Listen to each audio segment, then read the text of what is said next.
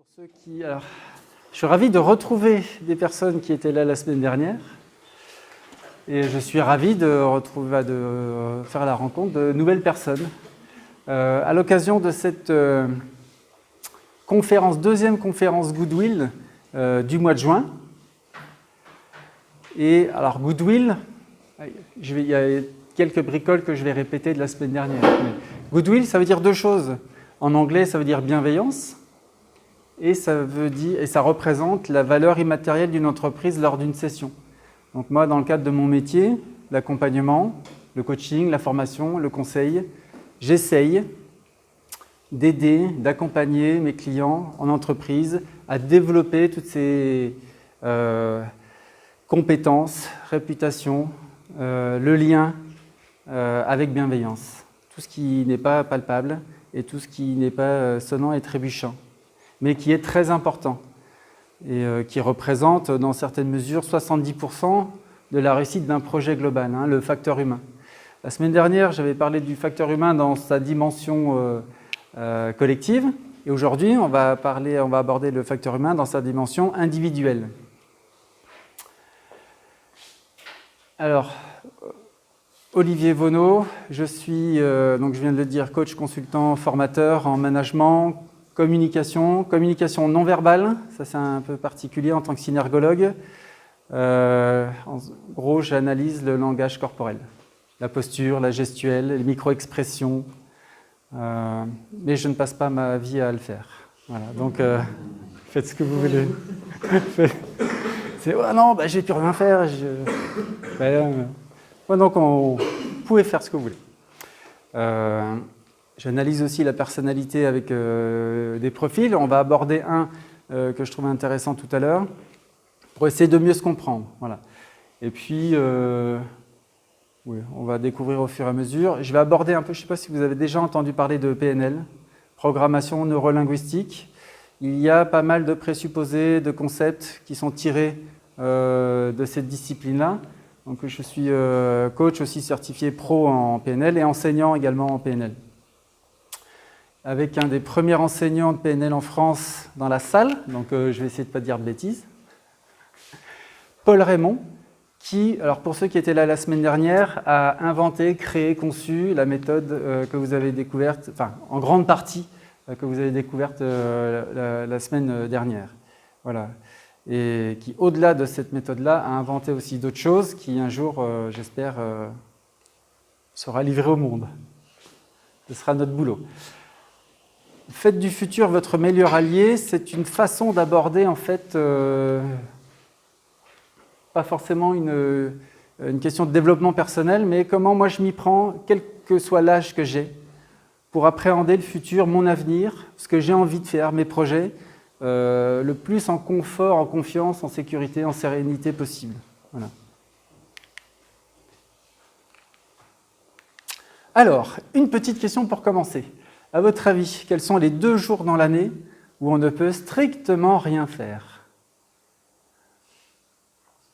Il n'y a rien, quand je dis rien, vous voyez, il est en majuscule, c'est dire on ne peut rien faire. Est-ce que vous avez une petite idée de quels sont ces 2 jours-là? Oui, alors j'ai entendu. Hier et demain. Hier et demain, exactement. L'idée, c'est de se dire que hier, c'est passé, donc je ne peux plus rien faire. La seule chose que je puisse faire par rapport au passé, c'est changer ma représentation éventuellement, si je voulais changer quelque chose. Mais je ne peux pas revenir dans le passé, recommencer à zéro, et puis en espérant qu'il se passe quelque chose de différent. L'idée, c'est de se dire que je peux agir aujourd'hui en prenant le présent en l'état et essayer de l'améliorer. Je ne peux pas faire autre chose par rapport au passé. Donc ça, on est d'accord qu'on ne peut pas revenir dans le passé ? Juste avoir des souvenirs et changer notre représentation des souvenirs pour parfois qu'ils soient plus aidants pour nous. Parce que parfois, on a des souvenirs qui nous gâchent un peu la vie. Et comment on peut travailler ça? Okay. À l'inverse, le futur, demain, je ne peux non plus rien faire, ce n'est pas encore là. Donc je ne peux pas encore faire quelque chose. Et il y a surtout plein de paramètres sur lesquels je n'ai pas de maîtrise, en fait. Voilà.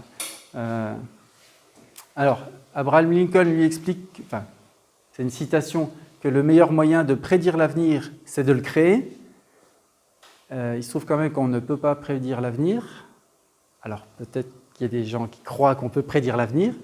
J'ai dans l'idée qu'on ne peut pas encore le faire. Par contre, ce qu'on peut faire pour créer cet avenir-là, c'est d'anticiper au maximum les risques, c'est de se doter d'un maximum de possibilités, d'options pour pouvoir faire face à tout ce qui se présente. Ça, je peux déjà le faire aujourd'hui. Et surtout, ce que je dois faire, c'est bien prendre conscience de ma rationalité limitée. J'ai un cerveau qui est capable de faire ce qu'il peut faire. Je ne peux pas deviner, je ne suis pas devin.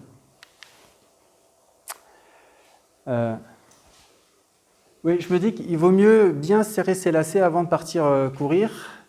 Donc c'est avant de commencer l'action qu'on prend le temps de bien se préparer.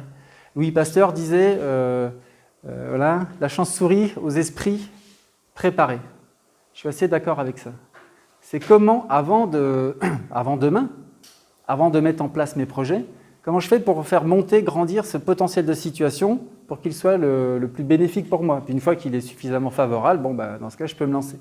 Ça, il n'y a pas de souci. Comment on va faire ça? Il va y avoir 4 étapes là, dans mon histoire de ce soir.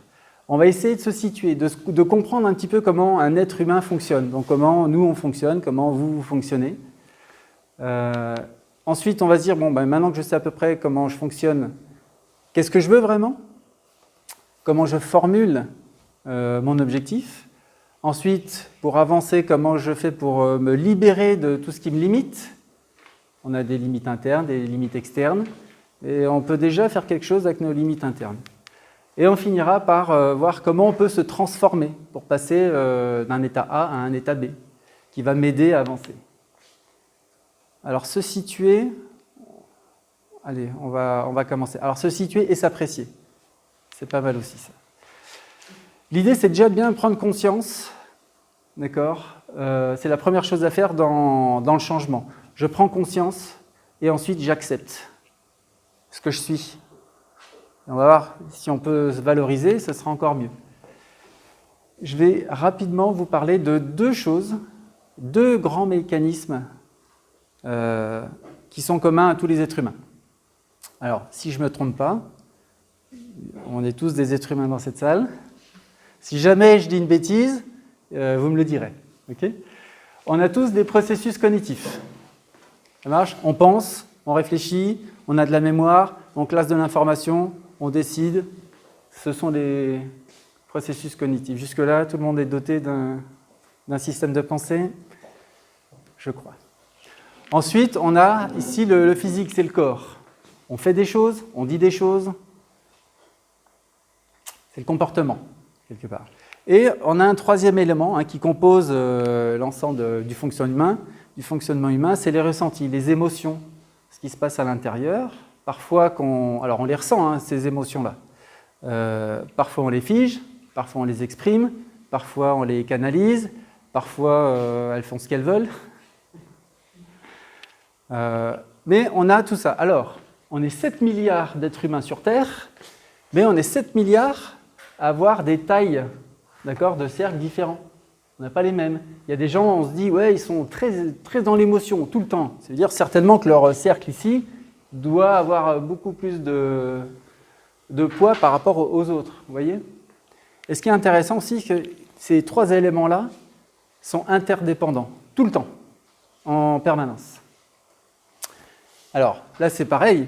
J'ai fait des flèches identiques, mais comme on est 7 milliards d'êtres humains différents, on est 7 milliards à avoir des tailles et des épaisseurs de flèches différentes. Et c'est interdépendant tout ça. Par exemple, si je veux agir depuis l'aspect cognitif, vous connaissez peut-être tous la méthode Coué. Ok, je vais bien, tout va bien. Cognitivement parlant, par la pensée, j'arrive à me convaincre que je me sens bien. Et du coup, je vais vraiment ressentir que c'est OK. Et mon comportement va certainement changer. Si je ressens de la confiance, je vais avoir un comportement qui est adéquat en conséquence. Si je ressens de la sérénité, de l'énergie, mon comportement va s'adapter aussi. Et puis, par exemple, le physique ici, si je rentre sous cet angle-là, alors je crois que je l'ai dit la semaine dernière, mais imaginons, c'est Amy Cuddy qui explique ça. avant un examen, avant une épreuve, avant quelque chose qui peut-être qui va me déstabiliser, je vais me cacher dans un coin, aux toilettes, n'importe où, dans une petite salle, et pendant 2 minutes, je vais me tenir comme ça. Posture d'autorité, ou alors une posture de victoire avec les bras en l'air. Et pendant 2 minutes, c'est pour ça que je vais dans les toilettes ou dans un coin reculé, hein. Je dis, mais qu'est-ce qui lui arrive, allez, mon taux de testostérone va augmenter de 20%. Voilà, donc c'est ce qu'elle raconte. Donc, dire si j'agis sur mon corps, j'ai une répercussion sur mon état interne et sur mon système de pensée.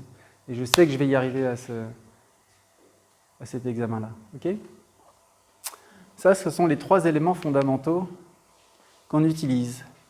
Alors, qu'est-ce que vous voyez là? Qui voit quoi?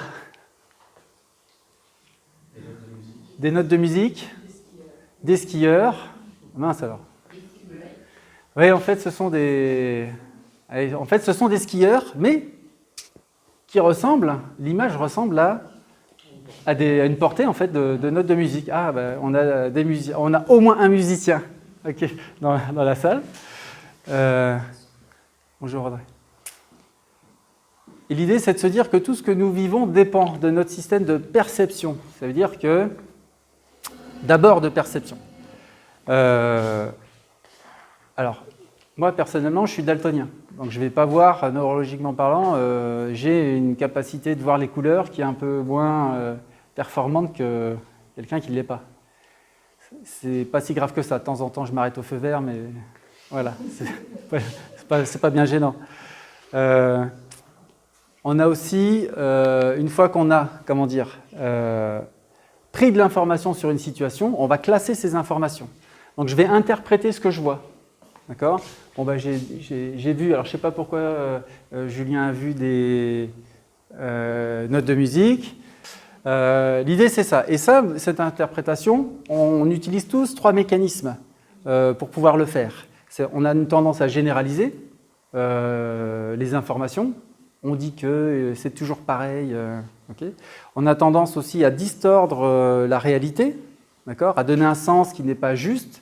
Imaginons que j'ai une personne qui passe devant moi le matin sans me dire bonjour. Je vais dire mais un nom d'oiseau qui soit autorisé. Quel malotru.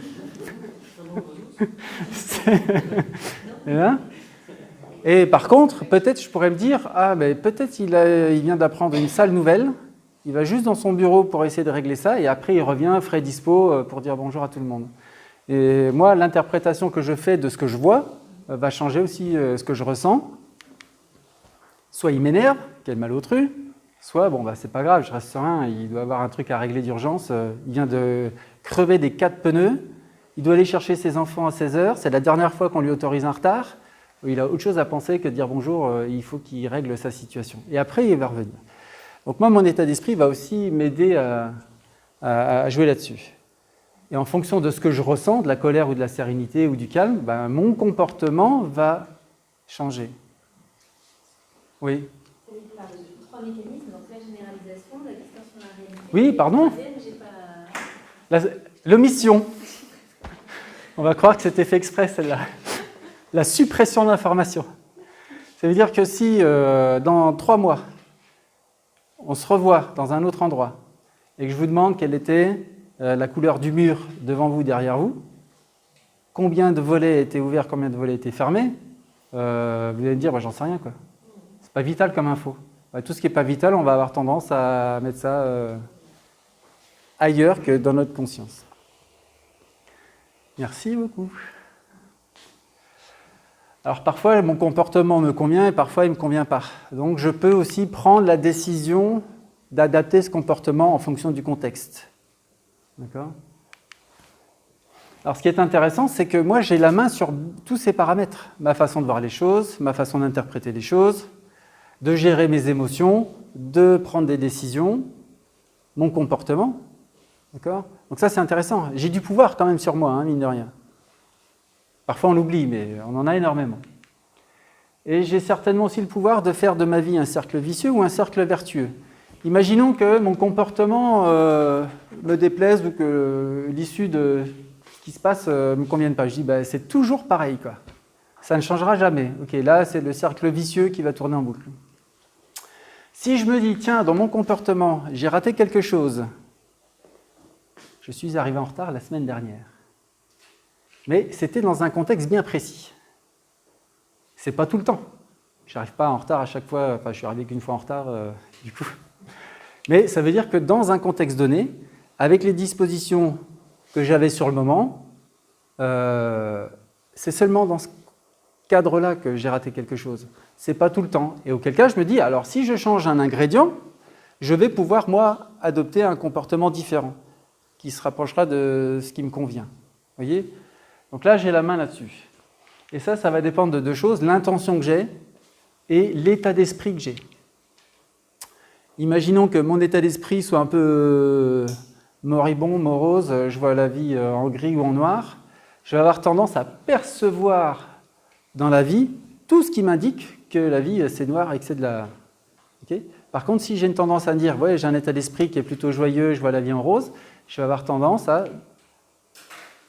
influencer mon système de perception et de ne voir que tout ce qui me prouve que la vie c'est bien rose. Intéressant. Mais là-dessus aussi, on va voir comment on peut jouer là-dessus. Comment je peux adopter un état d'esprit gagnant. Ça, c'est juste pour vous montrer tout ce qu'on peut faire derrière ce que je viens de vous raconter. Donc, à travers le langage, il y a énormément d'informations qui passent. Et ça, c'est intéressant parce qu'il y a plein de mécanismes mi-conscients, non conscients, généralement, qui transparaissent dans le langage. Et puis quand vous avez quelqu'un qui sait les repérer ou les décoder ou les entendre, lire entre les lignes, et bien, il dit « Ah, mais en fait, là, l'origine de son problème, visiblement, il a l'air de le placer à cet endroit-là, ou à cet endroit-là, ou à cet endroit-là. » Et là, quand on a des protocoles, on peut aider ou accompagner ces gens-là. Donc voilà, c'est toute une cartographie, tout s'apprend. Donc on est tous capables de le faire. Ça va pour les deux grands mécanismes qu'on a en commun. Alors maintenant, en termes de comportement, comment ça se danse ? Je vous ai mis... pour ceux qui étaient là la semaine dernière, donc Lady Di est revenu. J'avais mis qui ? C'était qui la semaine dernière ? C'était un autre gars. C'était Charles Branson. Richard Branson. Non, le petit jeune, il était là ? Voilà. Alors, on a des grandes... Alors, je vais prendre un modèle, d'accord, que j'aime bien, forcément, pour expliquer qu'il y a 4 grandes familles de comportements. Dans ce modèle, des modèles de compréhension ou de profilage, questionnaire de personnalité, il y en a plein. Hein, okay, ils fonctionnent tous aussi bien. Je vous dirai pourquoi celui-là est intéressant après. Donc on a des personnalités, alors toutes ces personnalités en fait on va associer des qualités parce qu'ils adoptent des comportements bien particuliers. On a les personnes qui sont plutôt, qui ont tendance à dominer l'environnement. Ça ne veut pas dire forcément je te domine, même s'il y en a qui sont là, mais à prendre le pouvoir sur les choses. Voilà. Ils ne se laissent pas abattre, ils savent très bien décider assez rapidement, ils sont beaucoup dans l'action, dans l'énergie. Ils sont très combatifs. Ils ont des ambitions qui sont assez élevées. Alors, James Cameron, alors qui se souvient de ce qu'il a réussi, cet homme-là ? Qu'est-ce qu'il a fait dans la vie ? C'est un réalisateur, ouais, qui a à son crédit les 2 plus grands succès du cinéma de tous les temps, en fait. Alors, les deux premiers, c'est... Alors, dans l'ordre, je crois que c'est Titanic et Avatar. Voilà. La leçon de piano, je sais pas. Donc, très ambitieux, beaucoup d'énergie. On a des tempéraments un peu plus rieurs, enthousiastes, dans le plaisir, dans la communication.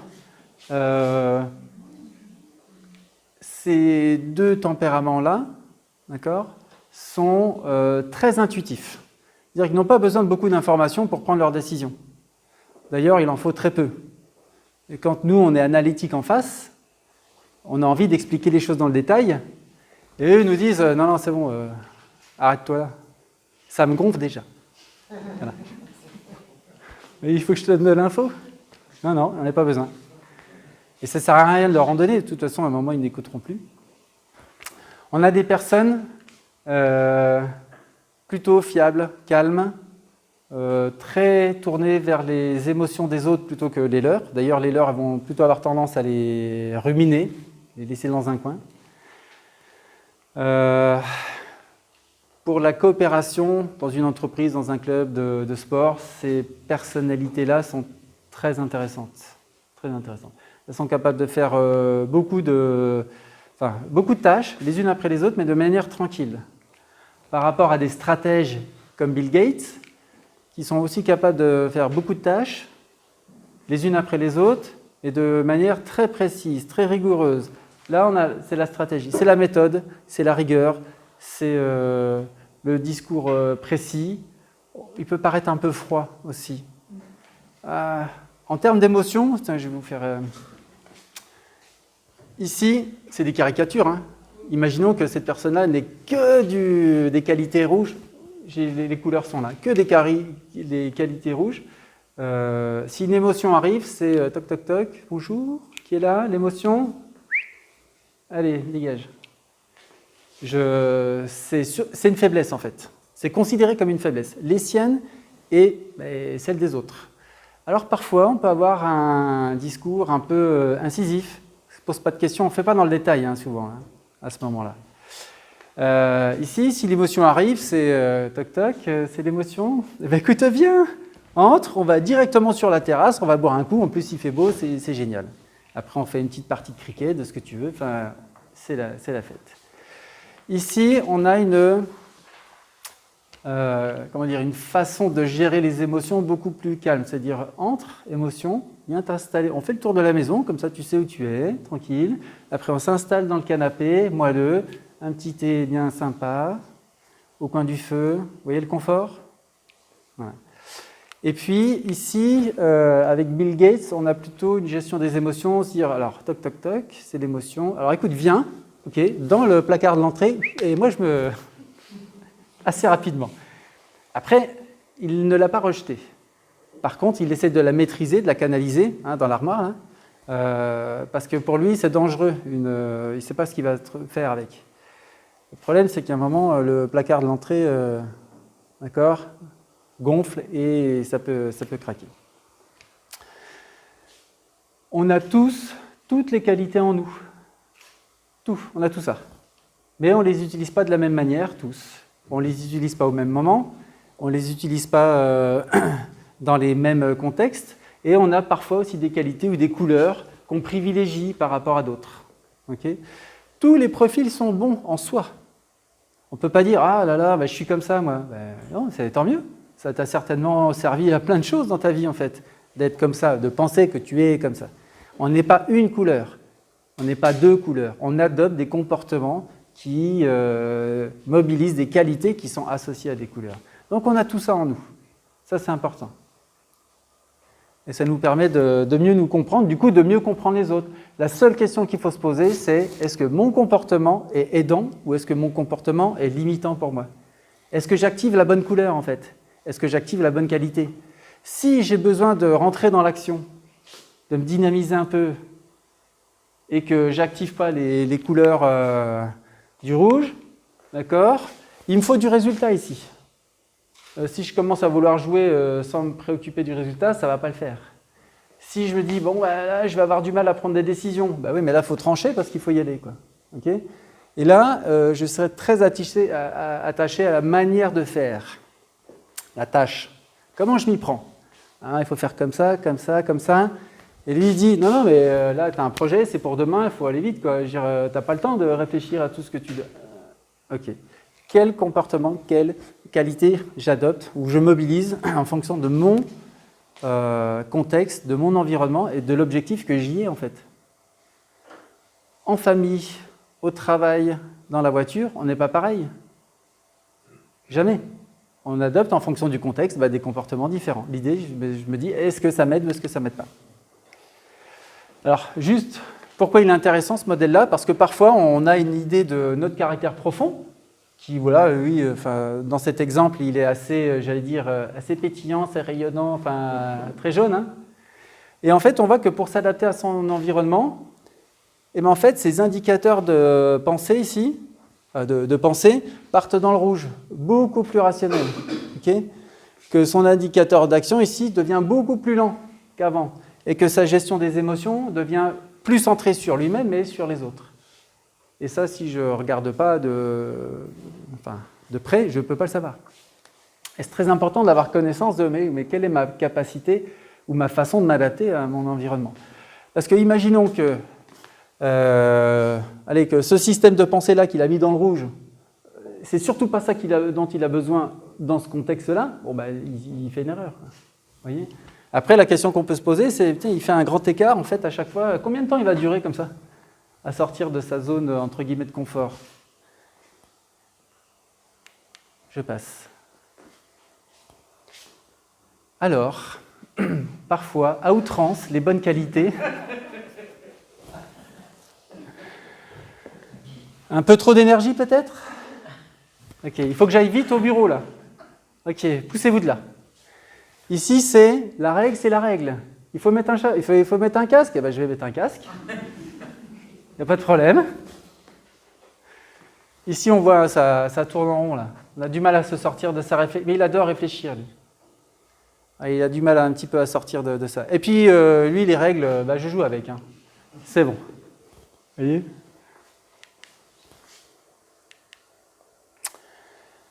On voit ce que les gens veulent bien nous montrer. Donc, ça peut être lumineux, rayonnant ou lumineux. Okay ? Et si j'éteins cette façade-là, vous voyez toutes les étoiles qu'on voit ? Imaginez que c'est toutes les qualités que vous avez et qui n'apparaissent pas dès que vous mettez quelque chose en lumière, en fait. Socialement, on va montrer, on montre ce qu'on veut. Okay ? Mais il y a énormément de richesse derrière. Voilà. Et tous les comportements, hein.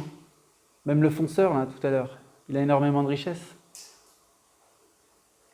Bon, c'est vrai que sur la petite vidéo, on n'avait pas l'impression que... Ok. L'idée, c'est de se dire, ok, on a tous un système, une organisation de nos couleurs aujourd'hui. Elle nous a servi à être là aujourd'hui, en bonne santé, vivant. On a tous réussi quelque chose. On a tous réussi des examens, permis de conduire, un mariage, un divorce, un voyage, à marcher. Okay. L'idée, c'est que je voudrais juste comme ça que vous vous disiez, quelle que soit moi l'organisation de mes couleurs, qu'est-ce que dans votre vie vous avez pu faire qui vous rend fier de vous ? Pensez à 3 choses comme ça que vous avez fait concrètement. Hein. Vous dites ça c'est bien. Ouais, peut-être j'ose pas le dire, mais moi je sais que je suis fier de ça.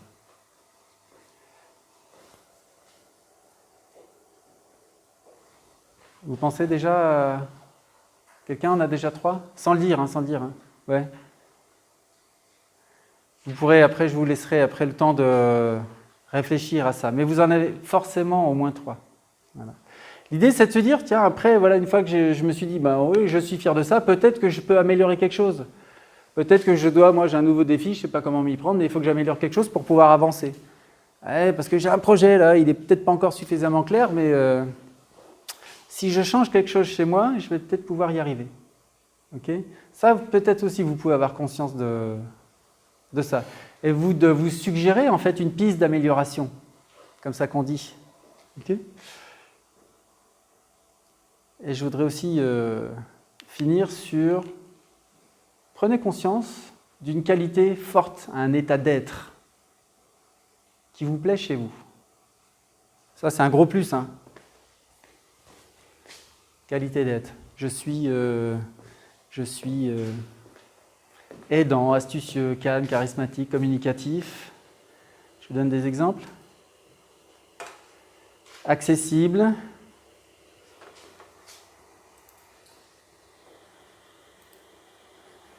Dynamique, efficace, exemplaire, fiable, flexible, loyal, observateur, ouvert d'esprit, enfin toutes ces choses-là. Il y a bien une notion qui dit « Ah, ça, oui, ça c'est moi, ça ». Et c'est plutôt pas mal.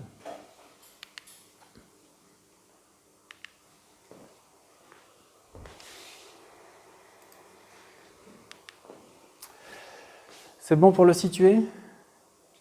Vous avez des questions peut-être sur cette partie-là? Après, il y a un petit pot, on peut toujours reparler des choses qui vous ont interpellé pendant la conférence. La deuxième chose, une fois que je sais à peu près comment je fonctionne, enfin j'ai une petite idée ou une meilleure idée de mon fonctionnement, je dis qu'est-ce que je veux vraiment? Alors ça, c'est intéressant.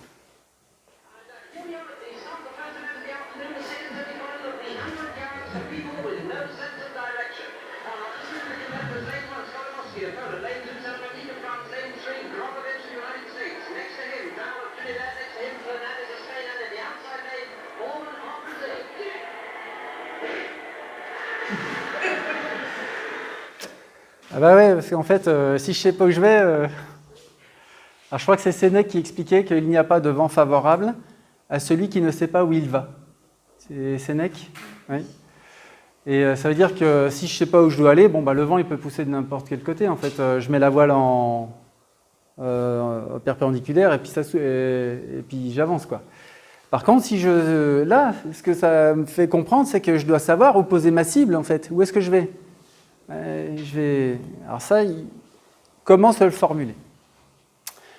Je vous donne un petit outil qui s'appelle le SCORE. C'est un acronyme alors qui parle un peu aux sportifs. L'idée, c'est de se dire, quand je veux y voir plus clair dans une situation, je vais réfléchir. L'idée, c'est de pouvoir réfléchir déjà d'une façon neutre, dépassionnée, parce que je peux parler d'une situation qui me rend super joyeux, et peut-être parfois je parle d'une situation qui me rend moins joyeux, quoi. Et si je commence à ressentir toutes les émotions qui vont court-circuiter ma façon de penser, ma capacité à penser, je ne vais pas pouvoir y voir plus clair. Donc imaginons, je pourrais très bien mettre des feuilles par terre en disant voilà, ça c'est l'espace neutre, et je me mets là, et là je suis dépassionné de ce que je vais dire. Dissocié, si vous voulez. Je me dissocie de ce qui se passe. L'idée, c'est, alors le SCORE, okay, c'est la situation ou le symptôme, ça dépend. C'est ce qui se passe en ce moment. Je dois, moi, réfléchir à la situation. Je ne vais pas donner d'exemple, je vais vous laisser penser à votre situation du moment.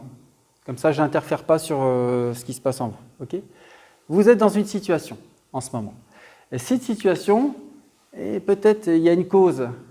Vous en êtes là parce qu'il s'est passé quelque chose, parce que vous voulez quelque chose, parce qu'il y a quelque chose qui interfère avec vous. Ça, c'est la situation présente, d'accord ? La situation du moment et la raison pour laquelle je suis dans cette situation. Okay ? Maintenant, ça ne me satisfait pas trop ou plus. Donc j'aimerais, moi, quelque chose de nouveau, quelque chose de différent. Okay ? Donc je vais formaliser ou formuler mon objectif. Et là, c'est intéressant de se dire, souvent l'objectif, je dois monter à l'échelle. Si je commence à regarder le barreau du haut, qu'est-ce qui risque de se passer? Je vais me décourager parce que je ne peux pas l'atteindre. Et souvent, les abandons de projets ont pour raison ça. J'ai regardé tout de suite le but, en fait, la dernière marche. Alors qu'il faut d'abord regarder la marche qui est à ma portée. Qu'est-ce que je suis capable de faire maintenant, okay, pour avancer vers mon objectif. Donc ça, on peut dire que c'est le but final, c'est d'arriver tout là-haut. Et que toutes les marches, là, les barreaux, ce sont les étapes successives, des mini-objectifs pour pouvoir avancer vers mon but. Donc il faut que je me focalise d'abord sur celui-là. Ok ? Après...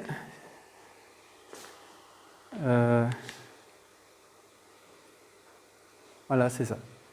Si je vous donne un dé pas truqué, et que je vous dis, tiens, faites 100 avec ce dé-là, qu'est-ce que vous allez me répondre?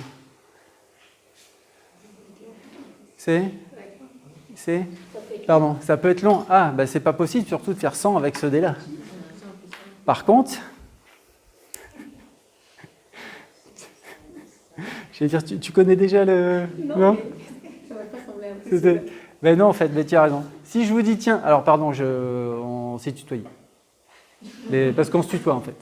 Voilà. Si je vous dis, tiens, vous pouvez avoir autant de lancers, vous pouvez avoir jusqu'à 100 lancers pour faire 100, vous allez me dire, oui, là, c'est possible. Peut-être que j'en aurais besoin de moins. Mais si je m'impose des règles du jeu intenables, infaisables, irréalistes, c'est clair, mon objectif, je ne l'atteindrai pas. Si j'adapte mes règles du jeu à mes capacités, je vais pouvoir réussir quelque chose. Okay. Les effets, je dois aussi, ça très important, réfléchir aux conséquences. Il y a 2 questions à se poser. Si j'atteins mon objectif là, est-ce qu'il y a des conséquences négatives qui pourraient apparaître? Je donne un exemple. Moi, mon objectif, c'est d'aller vivre en Australie. Dans ma situation, j'ai les moyens, ça fait longtemps que je suis en France, j'ai envie d'aller voir d'autres pays, je peux le faire. Est-ce qu'il y a des conséquences, Olivier? Oui, en fait, ma femme ne veut pas, donc si j'y vais, je divorce en fait. Ah, mince, peut-être qu'il faut que je réfléchisse. Je reconsidère mon objectif ou je divorce. Mais en tout cas, je le fais en connaissance de cause. Ok? Ça, c'est la question. Une question. Est-ce qu'il y a un inconvénient à atteindre mon objectif? La deuxième question à se poser, c'est y a-t-il un avantage que j'ai aujourd'hui que je risquerais de perdre si j'atteins mon objectif? Oui, parce que moi, tous mes amis sont en France et pour moi, les liens ou les soirées le samedi, c'est très important. Et ça, cet avantage-là, je risque de le perdre. Alors, en connaissance de ces informations-là, je révise ou pas mon objectif. Okay. Ça, c'est la situation désirée, si vous voulez. Okay. L'objectif et les effets, les conséquences.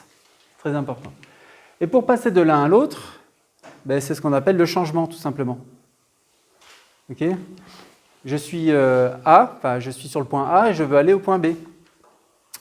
Alors, je crois que c'était Einstein qui disait la logique nous permet d'aller de A à B et l'imagination nous permet d'aller partout. Donc j'ai besoin de croiser et la logique et l'imagination ou la créativité ou l'intuition, comme on avait éventuellement abordé le sujet la semaine dernière. Là, je vais réfléchir aux ressources dont je dispose, d'accord, pour pouvoir le faire. Ou celles dont j'ai besoin, que je n'ai pas encore, mais que je suis capable d'acquérir. Souvent, on entend cette phrase-là, on a tous les ressources en nous. On a déjà entendu. Alors parfois, quand on dit ça à une personne qui se sent un peu bloquée dans sa situation, je dis, en plus, tu me dis que les ressources en moi, je ne suis pas foutu de les trouver. Non, si on ne l'a pas ou on ne sait plus où on les a rangées, on a tout à fait la possibilité de l'acquérir, d'apprendre. À partir du moment où une personne a appris quelque chose sur cette terre, une autre personne, certainement, est capable aussi d'apprendre cette chose-là sur Terre. Donc on n'a pas forcément toutes les ressources en nous, mais on a au moins celle qui est la capacité à apprendre quelque chose de nouveau, d'aller chercher cette ressource qui me manque. Rapidement, le lave-vaisselle. Qu'est-ce qu'il vient faire là, celui-là? Si je veux donner du sens à mon avenir, il faut effectivement que je pose ma cible quelque part, que j'ai un objectif. Mais le lave-vaisselle et les objectifs, c'est pareil. Alors pour ceux qui ont un lave-vaisselle et pour ceux qui ont tendance à le faire tourner, à l'utiliser, si vous avez trop de vaisselle, ça ne lave pas bien. Si vous avez trop d'objectifs, il y a un moment où c'est plus clair. Et inversement, si vous n'avez pas assez de vaisselle, en fait, vous ne lancez pas. Okay. Ça veut dire que si votre objectif n'est pas suffisamment clair, précis, vous n'y allez pas. Okay. L'idée, tout à l'heure, on a parlé de fierté. Pour pouvoir se motiver, on pourrait très bien, on ne va pas le faire là maintenant, mais vous pourrez garder ça en mémoire. Vous dressez une liste des choses dont vous n'êtes pas fier. Dressez une liste des choses dont vous êtes fier et dressez une liste des choses dont vous êtes très fier. Très fier. Okay. Pourquoi il y en a très peu finalement? J'aurais pu mettre un carré. Effectivement. On peut très bien renverser on pourrait renverser le triangle et avoir peu de choses dont on n'est pas fier et énormément de choses. Voilà. Peut-être parfois, il y a des moments dans la vie, on se dit, oh là là, ça va être chaud, quoi. Et donc, je peux, moi, faire des choses, avancer, progresser, apprendre. Et à un moment, effectivement, le triangle peut-être peut s'inverser. Okay.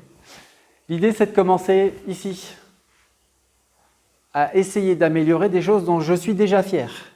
et que je peux améliorer, et du coup, j'en serai très fier. Le fait de commencer sur ce que vous aurez mis dans votre liste à ce niveau-là, ça va vous permettre de vous mettre en dynamique de réussite. Déjà, parce que il faut que ça ait du sens pour vous, premièrement, et surtout, il faut que ça vous donne du plaisir. Si vous commencez tout à l'heure avec un truc dont vous n'êtes pas fier, c'est dur de s'engager dans une nouvelle démarche. Donc, commencez avec quelque chose qui vous fait déjà plaisir et qui vous fera encore plus plaisir. Okay ? Et l'idée, c'est aussi de prendre quelque chose qui mobilise vos forces. Donc, vous avez déjà un certain nombre de ressources pour faire face. Et là, ça va vous mettre dans une dynamique de plaisir, de réussite, de succès. Et on n'est pas obligé d'aller taper tout de suite l'échelle du haut. Hein. On commence petit à petit. Mais en tout cas, on prend du plaisir à faire les choses. Ça, c'est très important. Et le sentiment de fierté, souvent, est un peu mal perçu. On a le droit d'être fier de ce qu'on a fait, on a le droit d'être fier de ce qu'on est, on a le droit d'être fier de nos projets et de nos envies.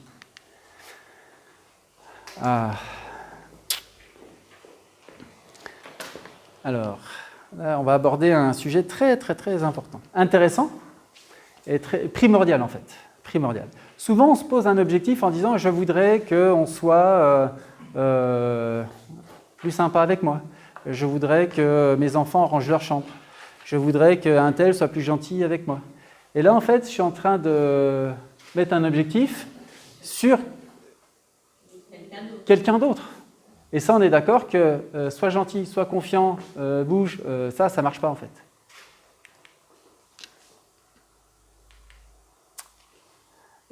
Ça ne marche pas et ça n'existe pas. Ou alors, si quelqu'un peut me dire, tiens, ben moi si, un jour j'ai réussi, je dis, sois gentil, sois performant, sois calme, sois calme-toi, quoi. Range ta chambre. Donc ça ne marche pas. La seule chose que je puisse faire, c'est prendre la télécommande et faire ça. Okay ? Qu'est-ce que je peux changer moi, en moi, pour créer des conditions qui suscitent le changement à l'extérieur ? Je peux faire que ça, hein, et après espérer que ça marche. Mais je ne peux pas dire, allez, viens, souvent on entend ça, aie confiance en toi. C'est la phrase la plus marquante. Oui, comment ? Je ne sais pas, hein, sinon je l'aurais déjà fait, enfin, quelque part. Okay. Bah vas-y, c'est facile. Moi je le fais. Bah oui, mais toi tu le fais parce que tu sais gérer tes leviers. Moi je ne sais pas encore, je ne sais pas où je l'ai mis. La porte du changement ne peut s'ouvrir que de l'intérieur. Ça veut dire qu'on peut motiver une personne, la fameuse télécommande, on peut encourager. D'accord ? Je me motive de l'extérieur, je peux me motiver moi-même de l'intérieur et je peux recevoir de la motivation et des encouragements de l'extérieur. Mais l'élan ne peut venir que de l'intérieur. D'accord ?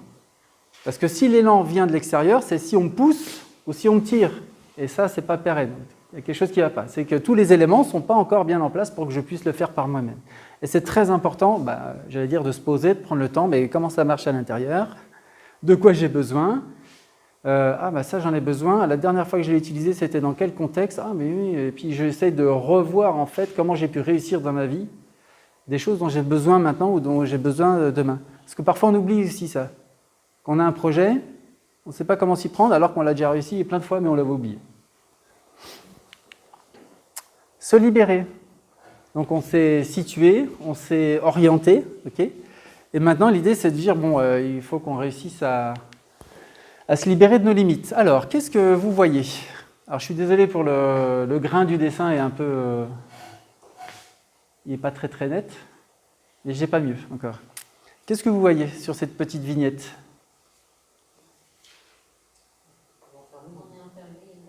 Alors, il y a une barrière, il semble enfermé, oui. Pardon ? Il est prisonnier.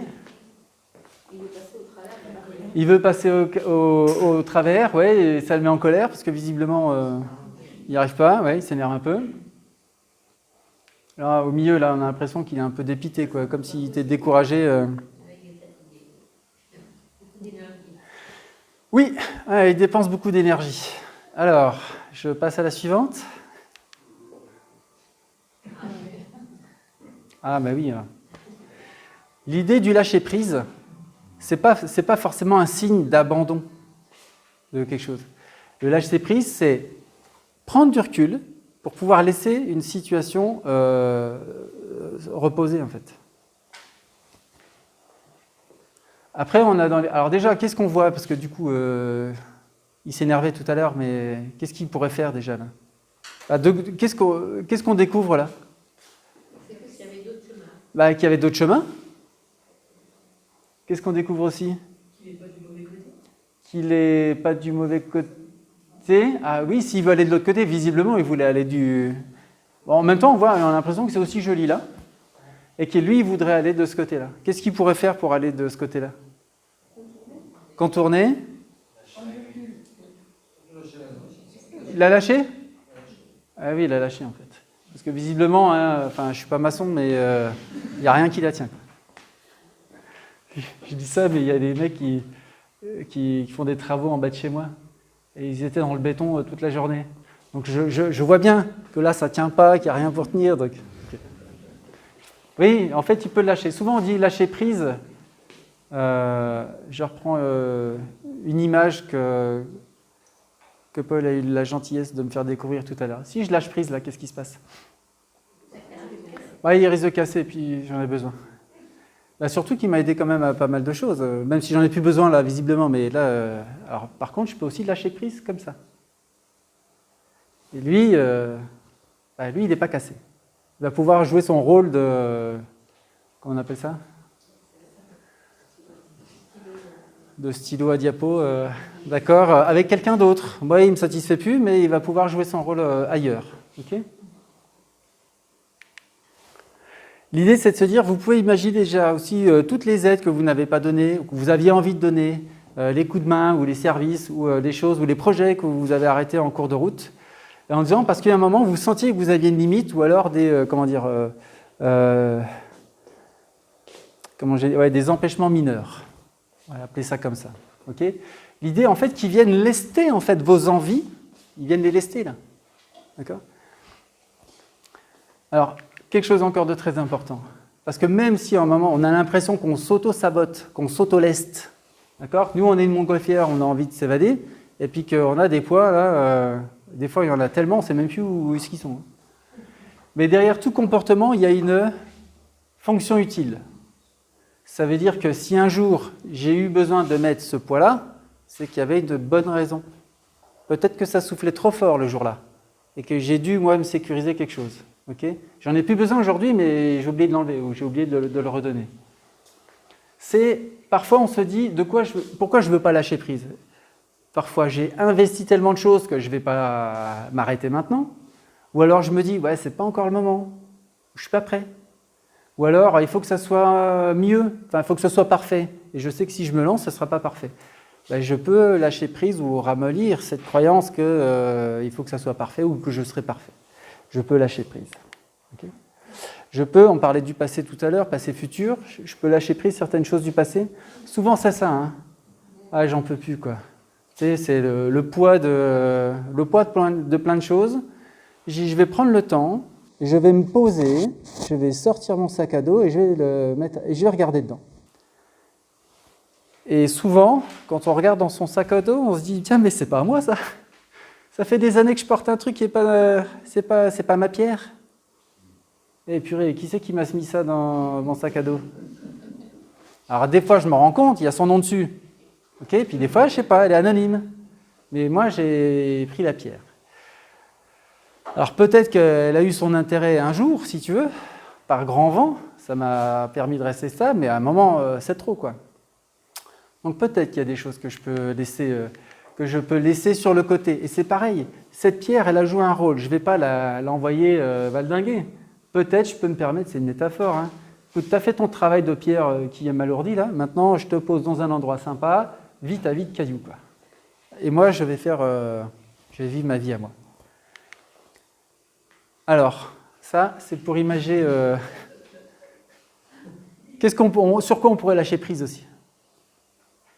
Nos croyances qu'on n'est pas capable de, nos croyances qu'on n'est pas capable de, qu'on ne doit pas prendre sa place d'adulte, ou que je ne suis pas fait pour ça, parce que je l'ai cru un jour, ou alors on me l'a dit, quelqu'un d'important qui me l'a dit. Alors en fait, certains chevaux, en fait, vous savez, dans les westerns, ils descendent de cheval, ils attachent les rênes là au truc en bois, et après ils vont au saloon. Okay, mais un cheval comme ça, s'il n'y a pas de truc en bois, tu fais le geste, il se dit bon, ben, je suis attaché. C'est comme ça. Et c'est comme ça aussi qu'ils font avec les éléphants.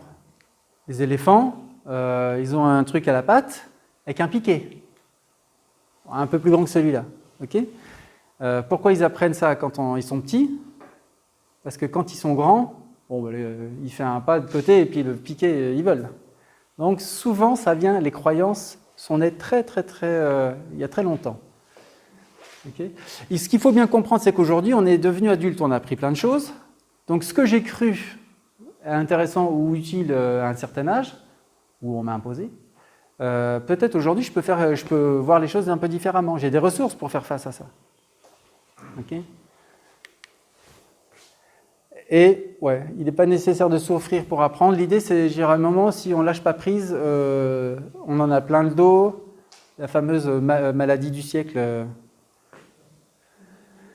C'est ça, en fait. Alors là, c'est joli, hein, ça explose, c'est un geyser, mais imaginez un volcan. Ça peut faire d'autres dégâts. Donc l'important, c'est de temps en temps se poser, faire le point, faire le tri dans les pierres de son sac à dos et ne garder que ce qui est utile. Souvent, on entend dire aussi que, allez, il faut avancer, il faut sortir de ta zone de confort, quoi. À la limite, saute du 20e aussi. Je comprends pas pourquoi tu as peur. Okay. Il y en a à peine 39 sur 40 qui se sont flingués. Donc, tu as une petite chance, vas-y, quoi. Okay. L'idée, c'est, alors ça, c'est un homard. Je ne sais pas si on le voit bien. Le homard, la métaphore est super parce que c'est un animal avec un corps mou, okay, qui grandit. Mais la carapace ne grandit pas. Donc, il y a un moment, il se sent un peu serré, hein, okay, dans sa carapace. Alors, lui, ce qu'il fait, c'est qu'il va se cacher derrière, enfin, il va se cacher sous les rochers. Je ne sais pas comment il se débrouille, lui, mais il enlève sa carapace. Okay, et il va sous les rochers pour ne pas se faire manger à ce moment-là. Et puis, il reconstruit une carapace. Et après, une fois que sa nouvelle carapace, qui est plus grande, est reconstruite, il peut reprendre sa vie de homard. Okay. Et la mue du serpent, c'est exactement la même chose. Le serpent, pourquoi il perd sa peau à un moment? Parce qu'elle devient trop petite. Le corps grandit et donc lui, il est capable d'y laisser sa peau, façon de parler. Donc nous, on est bien capable de lâcher un petit truc, un petit caillou qui pèse trop lourd, quoi. Ou une petite croyance qui n'est plus aidante pour moi maintenant. Vous voyez? Et on peut le faire, moi j'en suis convaincu, ça. Voilà. On peut le faire en confort et en sécurité. Il n'y a aucune raison, personne n'a écrit quelque part, il faut souffrir pour apprendre, il faut souffrir pour avancer, il faut que ça soit dur. Pourquoi ce serait difficile? Pourquoi ce serait, difficile pour avancer? Je ne crois pas que ça soit écrit nulle part. En tout cas, moi, ça ne m'intéresse pas, personnellement, de souffrir pour avancer. Des fois, on souffre quand même, ça n'empêche pas. Mais ça ne sert à rien d'aller les chercher. Alors, comment on peut, quatrième étape, comment on peut se transformer une fois qu'on sait un petit peu mieux comment on fonctionne, ce qu'on veut vraiment, qu'on a appris à dire, bon, ça, je vais poser, je vais lâcher prise sur ce qui me limite. Vous vous souvenez, tout à l'heure, je parlais de cercles vicieux et de cercles vertueux. Ça commence par l'état d'esprit. Tout dépend, en fait, de l'état d'esprit. Il n'y a pas de changement possible sans changement d'état d'esprit préalable. Tout à l'heure, dans le schéma, on avait le comportement qui était en bout de chaîne, okay, et l'état d'esprit qui était en début de chaîne. Si j'actionne ce levier-là, ça me permet de changer toute la série. Vous voyez ? Vous préférez être troisième ou premier là sur la photo ? Voilà. Ah, peut-être c'est pas si mal d'être. Quel était son objectif ? Bon, je ne sais pas pourquoi il ou elle pleure, mais. Hein ? D'être sur le podium. Voilà. Et se faire plaisir. Qu'est-ce qui est à ma portée ? Qu'est-ce qui va me faire plaisir ? Qu'est-ce qui mobilise mes forces et qu'est-ce qui a du sens pour moi ? Bon, là, visiblement, la jeune fille ou le jeune garçon, là, il lui manque un paramètre. Il manque quelque chose. Bon. Et l'état d'esprit est très important. Imaginez, on a des verres de plusieurs couleurs. Okay ? Imaginez que vous versiez de l'eau dedans, la même quantité d'eau dans chaque verre. Qu'est-ce qui va se passer ?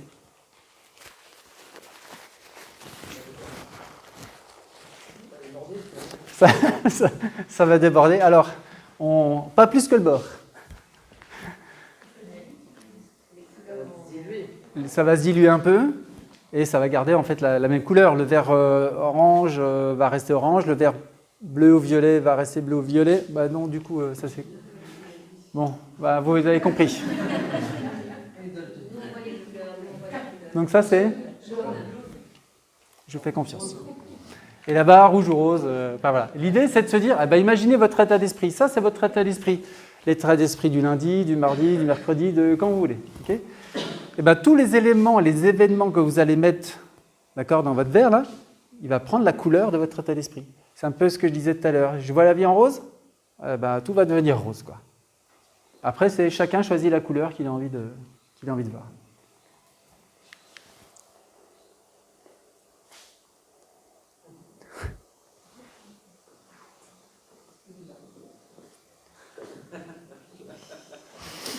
Vous voyez le truc arriver ?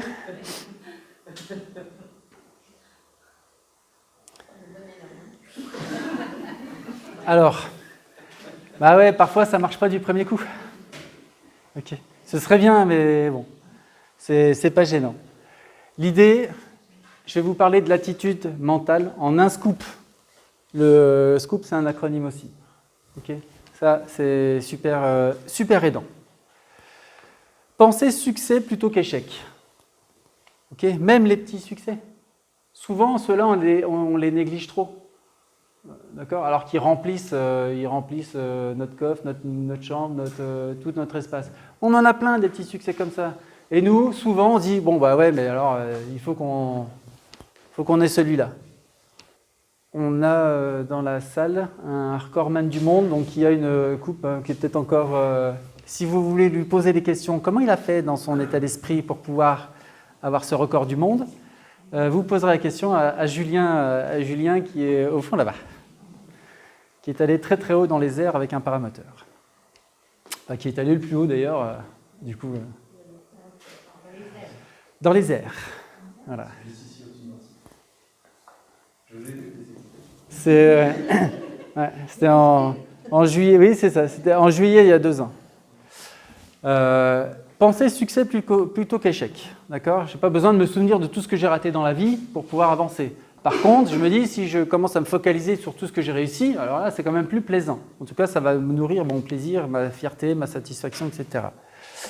Et j'ai tendance à penser que même quand on se plante, on sème quelque chose. Qu'est-ce que je tire comme leçon de tout ce que je vis ? Se planter, c'est semer ? Lequel ? C'est s'aimer. C'est s'aimer ? Non, c'est semer, je sème une graine. Alors, oui, c'est vrai qu'il y a c'est s'aimer. Alors, je suis d'accord. Alors, oui, se planter, c'est s'aimer, peut-être faudrait qu'on recherche. L'idée, c'est se planter, c'est si moi je me plante.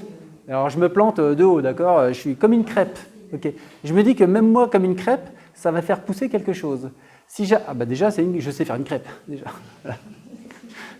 J'en avais jamais réussi une aussi belle de ma vie. On peut la prendre en photo. Et je me dis que si je me plante, je sème quelque chose. C'est-à-dire que j'apprends de l'erreur que j'ai faite ou de la situation. Qu'est-ce que j'apprends de la situation ? Et surtout, qu'est-ce que j'apprends sur moi dans cette situation-là ? Qu'est-ce que j'apprends de moi sur ma capacité à me relever peut-être ?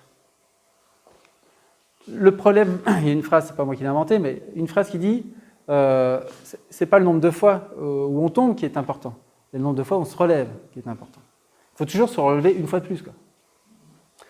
L'erreur serait de rester là où on est tombé, de rester assis là où on est tombé.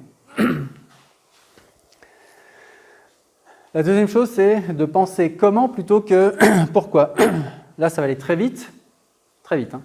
Lui, là, il a besoin de savoir pourquoi il ne sait pas nager ou il a besoin de savoir comment se sortir de ça. Ça marche ? L'exemple est assez probant. Alors, 600 fois, c'est marqué en tout petit ici. À votre avis, qu'est-ce qu'un être humain fait en moyenne 600 fois ? A fait 600 fois dans sa... Et nous tous, hein. À peu près. Ouais. Ouais, à peu près. Alors, il y a certaines études qui disent 2000, mais bon, ça me paraît un peu bizarre. 600 fois, Flore? Non, mais c'est de réfléchir. Allez, alors, en moyenne, Non, ça fait... je compte le nombre de jours, le nombre d'années. C'est, eh bien, en fait, un enfant tombe plus de 600 fois avant de savoir marcher. Ouais, quand même. Hein. Et là, on est d'accord qu'il faut des couches qui tiennent un peu le choc.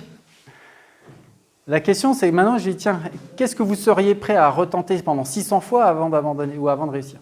Est-ce qu'aujourd'hui, si vous saviez qu'il allait falloir faire 600 fois le truc avant de réussir, est-ce que vous iriez?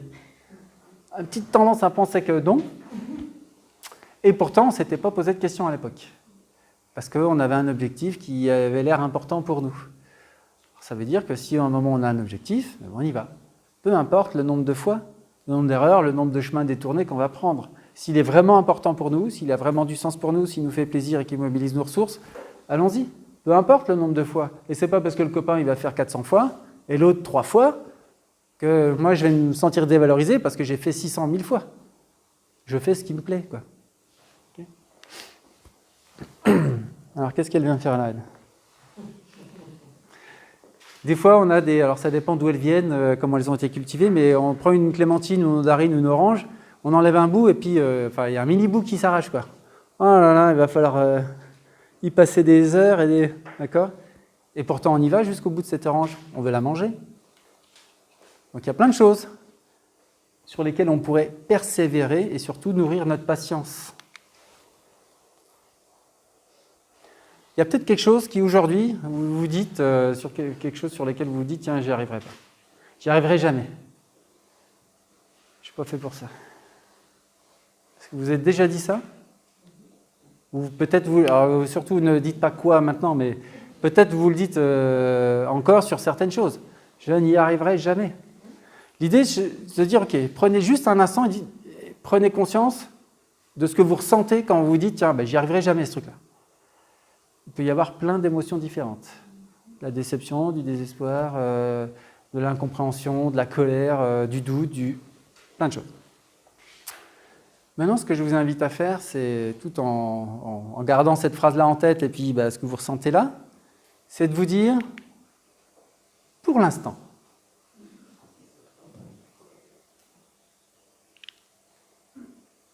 et là, voyez les changements que ça fait.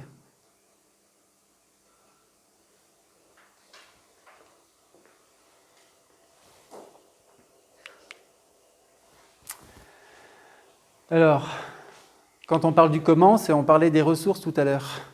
Comme je disais, parfois on a des ressources, on ne sait plus où on les a mises. Donc on cherche des nouvelles solutions, alors que la ressource, on l'a, hein. Vous êtes d'accord? À la base.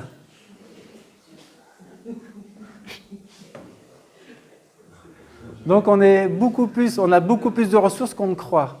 J'ai une tendance à penser qu'on oublie beaucoup les ressources qu'on a mobilisées pour avancer dans notre vie. Voilà. Bon, voilà. Donc on peut les choisir, les identifier, les choisir, les renforcer quand on les a identifiées, les développer si elles sont encore perfectibles. Et ça, c'est les ressources utiles pour mon changement à moi, pour le changement que j'ai à opérer moi. Okay. Alors imaginez que vous ayez une table de mixage avec plein de ressources. Alors là, je peux changer la couleur, le rythme, le son. Plus vous avez d'options, plus vous avez de ressources, plus vous avez de choix. Okay. Je peux faire des effets, je peux adapter finement. Et plus vous avez de choix, plus vous avez une capacité à vous adapter à tout ce qui se présente dans la vie. Aujourd'hui, moi, le futur, mais alors ça ne me pose aucun problème. Je ne sais même plus tous les boutons que j'ai là. Là, tous les curseurs, je ne sais même plus, mais je sais que j'en ai plein. Et je sais que je trouverai toujours celui qui sera utile pour faire face à quelque chose. Et même commencer une conférence en étant en retard sans stresser. Et c'est aussi à ça que ça sert. Ce n'était pas prévu du tout, hein, à la base. Donc, j'allais dire, que rien ne me fait peur. Peut-être prétentieux de dire ça, mais pas grand-chose en fait. Voilà, il peut arriver n'importe quoi. Pensez objectif plutôt que problème. Où est-ce que je mets ma cible? Alors imaginons, là j'ai dessiné la case problème. Vous la voyez bien cette case-là, la case problème? La question c'est, à votre avis, où est la solution? Oui? Ah, pas dans la case. Alors, où ça, pas dans la case? Quelqu'un voit la solution dans la case? Donc, en dehors de la case, où ça, par exemple? En dehors de la case? Là?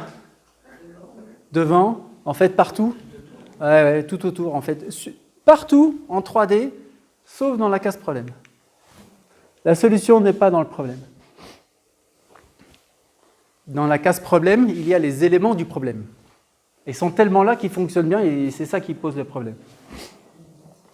En dehors de cet espace-là, il y a en tout cas, il n'y a déjà pas tous les éléments du problème, sinon il y aurait le problème. Mais il y a les éléments de la solution. Et parfois, je ne les vois pas. Le meilleur exemple que je donne, c'est une fois une personne me dit « j'ai pas confiance en moi ».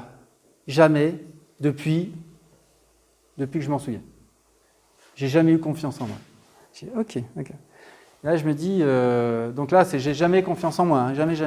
Et je dis, et quand tu te lèves le matin, que tu poses le premier pied par terre, est-ce que tu te dis, tiens, t'as pas confiance en toi? Je dis, bah non.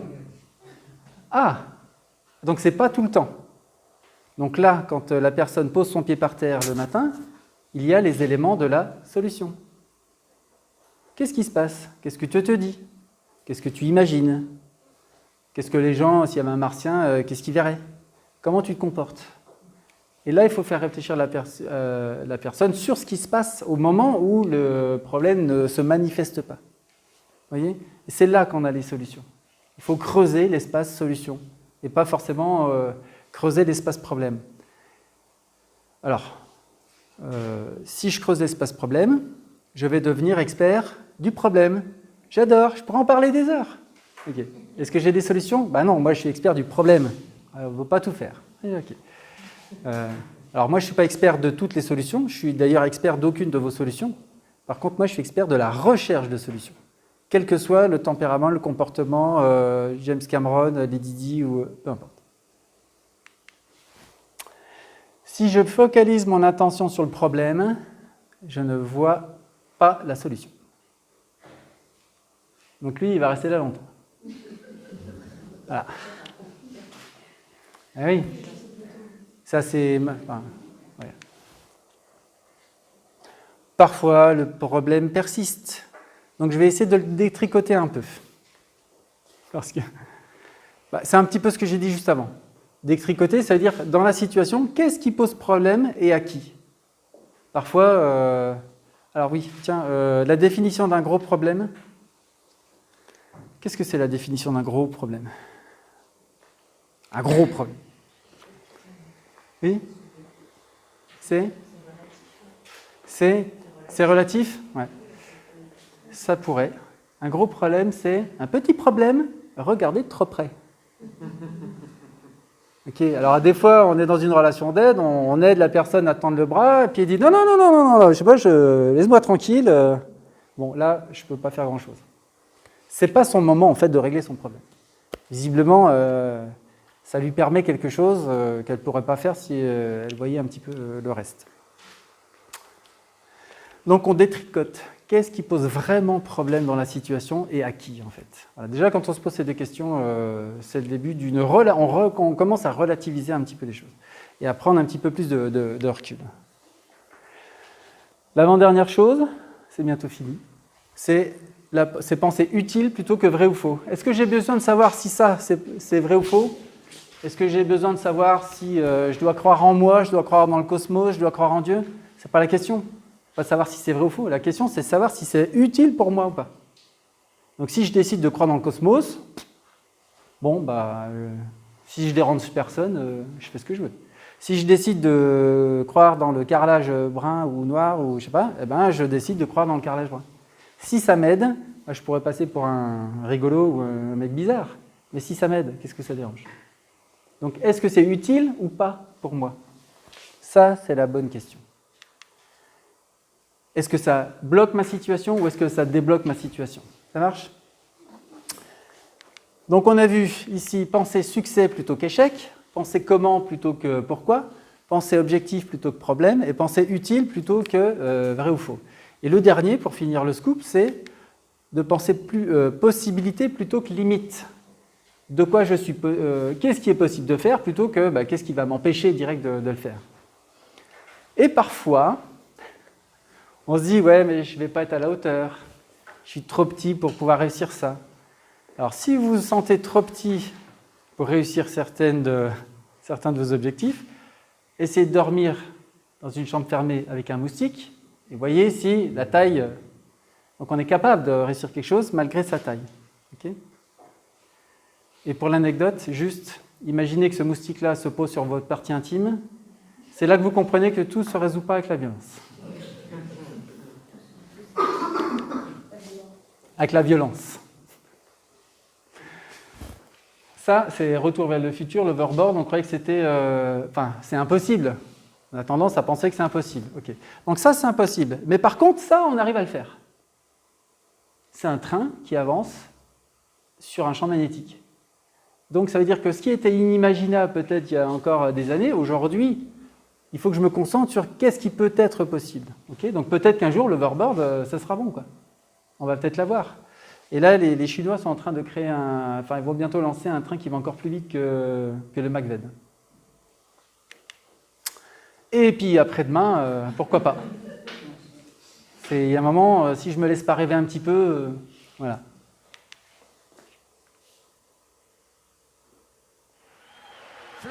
C'est la dernière. Le bâton pour la France sur les Russes aussi. Zikova qui vient attaquer la Russe, là, ils ont fini fort, les Russes et les Ukrainiennes. La France est quatrième, il y a du trafic, elle a perdu un peu de temps, Floria, ça va être dur. Ça va être très dur parce que le podium est dessiné là-bas. Ouais, c'est les trois favoris devant. Ouais, et il n'y aura pas de podium pour le 4x4 français parce que là on ne revient pas. Les Russes, l'Ukraine et la Grande-Bretagne. C'est vrai qu'il y a eu un problème dans le trafic et que Floria a perdu du temps. Et on va regarder la bagarre entre l'Ukraine et la Russie. Donc à 200 mètres, les trois premières sont là et la française est là. Floria donne tout ce qu'elle a, mais malheureusement, à 200 mètres. Ce ne sera pas suffisant. Ah, ça revient fort, elle revient fort. Donc à 150 mètres, il dit encore que ce ne sera pas suffisant. Je pense que ça va être juste, mais elle va tout donner quand même. La Britannique a temporisé. Elle est en train de relancer. Elle revient, elle va passer. Elle va passer les Russes. C'est monstrueux. C'est monstrueux.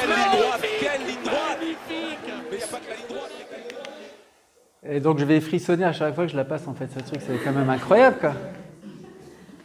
C'est incroyable. Alors c'est quoi la morale en fait de l'histoire ? À part le fait qu'il ne faut pas écouter Patrick Montel. C'est que tout n'est pas joué d'avance. Donc rien n'est perdu d'avance. En foot, on dit un match de foot n'est pas fini tant que c'est pas sifflé. Combien de fois on a vu des matchs se finir à la dernière seconde ou dans les 5... le championnat d'Europe contre l'Italie. Trezeguet là, qui marque... qui a 45 secondes de la fin du match. Il y a l'ancien Messin, Pires, qui fait une passe à Trezeguet, qui la reprend de volée, etc. 45 secondes de la fin. C'est de là que vient l'expression tu sais comment reboucher une bouteille de champagne ? Eh ben, tu demandes aux Italiens.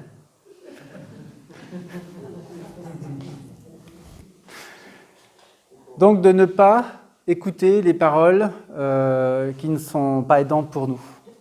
Okay ? C'est le cadre de référence de la personne qui les donne, ces paroles-là. Ce n'est pas le mien. Réfléchir aux influences que l'on reçoit de notre environnement, donc ces fameuses paroles-là. Imaginez ça, c'est vous. Okay ? Alors, si je vous donne un verre d'eau, il va y en avoir tout à l'heure, très, très vite là, avec une eau minérale qui vient, d'accord, ça fait 400 ans qu'elle passe dans les Alpes, ou dans les Vosges, je ne sais pas où, qui est bien pure, vous allez la boire ou pas ? Oui, ok. Si je commence à aller chercher de la terre dehors, de l'herbe, et essuyer mes chaussures dedans, vous allez la boire ou pas ? Non, non, c'est dégueulasse. Okay. Hein ? Ah, si tu as vraiment soif, oui. Alors j'invente l'appareil qui nettoie l'eau, qui purifie l'eau. Donc vous n'avez pas à la boire. Donc l'idée, c'est d'arrêter de boire l'eau sale, de l'eau sale déjà. C'est d'arrêter d'empêcher les gens, de ne plus tolérer que les gens mettent de la saleté dans votre eau. Ok ? Et puis au passage, bon, si on peut éviter d'aller salir l'eau des autres, c'est pas plus mal. Mais en tout cas, on arrête de se faire polluer en fait. Et on n'écoute pas, si c'est pas bon pour moi, je squeeze. Ok, c'est ton avis, mais ça reste que ton avis. Imaginez Floria Gay qui aurait entendu ces paroles-là. Heureusement qu'elle ne les a pas entendues. Elle a gardé son énergie focalisée sur l'objectif, sur ses capacités. Enfin, je ne sais pas, sur capacité, je ne sais pas, parce qu'elle écoutait après, elle ne savait pas. Elle n'a pas réfléchi en fait. Elle a dit il faut que je cours. Et une chose très importante. Alors, j'ai tendance à dire en général, je dis notre intuition est notre meilleur ami, mais c'est une image, mais je suis convaincu de ça. L'intuition, c'est l'émergence intuitive, c'est tout ce que j'ai mis dans mon inconscient depuis que je suis gamin, des informations qui sont classées, rangées, des fois je ne sais même plus ce qu'il y a, okay, mais qui sait se rappeler à notre bon souvenir quand il y a besoin. Qui nous dit « Ah, attention là, alerte !» Ou alors « Si, non, vas-y, là, c'est bon, vas-y. » Écoutez votre intuition. Enfin, faites ce que vous voulez en fait. C'est pas à moi de vous dire ce que vous avez à faire. Mais je me dis, parfois, généralement, quand on écoute son intuition, elle est souvent de bons conseils, c'est comme ça qu'on dit ? Ok. L'idée, c'est de la suivre et d'assumer. C'est une partie de vous qui en sait certainement plus que votre conscient. Imaginez, votre inconscient, c'est sous l'iceberg. Hein. Là, c'est ça. Le conscient, c'est ce qui est l'iceberg au-dessus, hein, et l'inconscient, c'est ce qui est en dessous. Bon, j'imagine qu'il y a pas mal d'informations qui sont rangées là. Le meilleur exemple, c'est que sous hypnose, Agnès, tu me diras si je dis une bêtise. Sous hypnose, on ne peut pas faire quelque chose contre une personne. On ne peut pas blesser, je ne peux pas demander à une personne de sauter par la fenêtre, elle ne le fera pas. Son inconscient va dire non, là il y a alerte. Donc déjà on ne dort pas déjà quand on est en état d'hypnose, mais on est en état de veille modifié, de conscience modifiée. Mais voilà, on ne peut pas se faire du mal. Donc j'ai tendance à penser qu'elle est là pour nous faire du bien quelque part. Et puis j'ai mis une plume parce que j'ai un sentiment qu'on s'en sent plus léger. En tout cas, moi, à chaque fois que j'ai fait confiance à celle-là, je me suis senti un petit peu plus léger. L'idée, c'est qu'on peut prendre un temps de respiration, okay, pour pouvoir visualiser, moi, mon avenir futur. Respiration, alors, ouais, on a commencé à moins le quart, ça fait 1h15, je prends les 2 minutes. La cohérence cardiaque, ça vous dit quelque chose ?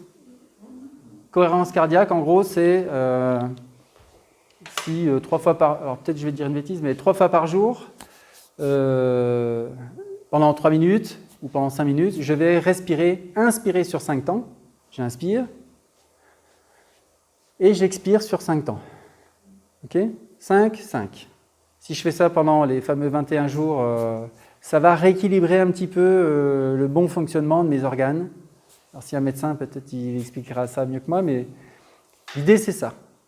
C'est 5, 5. Maintenant, par rapport à ça, il y a 2 autres modes de respiration qu'on pourrait utiliser, si on en a besoin. Quand j'ai besoin de me dynamiser, okay, de me donner un petit coup de boost là, je vais inspirer sur 5 temps et souffler sur un temps. Okay, ça me dynamise. Et à l'inverse, si j'ai besoin de me poser, de me calmer, je vais inspirer sur un temps et expirer sur 5 temps. Okay ? Donc je peux travailler déjà sur ma respiration. Les sportifs le font énormément. Et la visualisation, les sportifs le font aussi beaucoup. Quand vous voyez des skieurs en haut de la piste qui sont comme ça en train de de vivre par avance, en imagination, le circuit qu'ils vont faire, ou même les pilotes de bobsleigh, vous les voyez, ils sont comme ça. Okay ? Ils sont en train de visualiser. Eux, en imagination, mentalement, dans une situation de réussite. Parce que dans la visualisation, on ne tombe pas. On va jusqu'en bas dans de bonnes conditions. Le cerveau des représentations a ceci de, j'allais dire, de magique ou d'intéressant, c'est qu'il ne fait pas la différence entre l'imaginaire et le réel. Donc à partir du moment où vous avez visualisé vous-même dans votre situation de réussite, dans quelques années, alors j'ai un projet sur 3 ans, j'ai un projet moi au Québec dans 3 ans, pendant 6 mois. Je me suis déjà habitué à visualiser, hein, c'est super. et avec tout ce dont j'ai besoin pour pouvoir le réussir. Et ça va gonfler en fait mon sentiment de capacité à pouvoir le faire.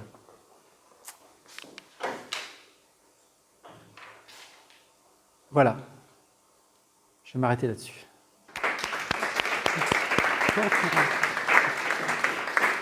Merci. Est-ce que vous avez des questions ?